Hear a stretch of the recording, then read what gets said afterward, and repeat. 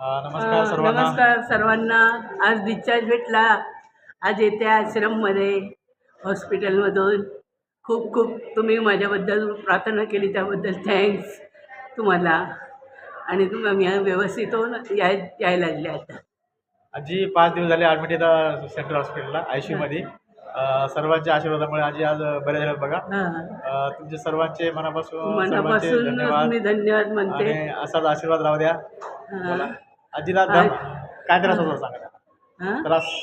त्रास मला दमा आणि छातीत दुखत होतं आणि मला चालायला पण ताकद नव्हती. इतकं प्रॉब्लेम होतं मला. पण ह्या मुलांनी मला इथे आणलं, ॲडमिट केलं. हे खूप सेवा करतात बाबा आमची. अजून काही नाही. आजी दमाचा त्रास आहे आजीला. मला दम्याचा 5 वर्षापासून त्रास आहे दम्याचा. पण आता डिस्चार्ज भेटला आपल्याला. डिस्चार्ज भेटले आणि निघायला लागले आता. थंडीची काळजी घ्या सर्वांना. थंडीमुळं एवढं असं जरा गरम पाणी वगैरे पीत जा. तब्येती व्यवस्थित ठेवा तुम्ही पण.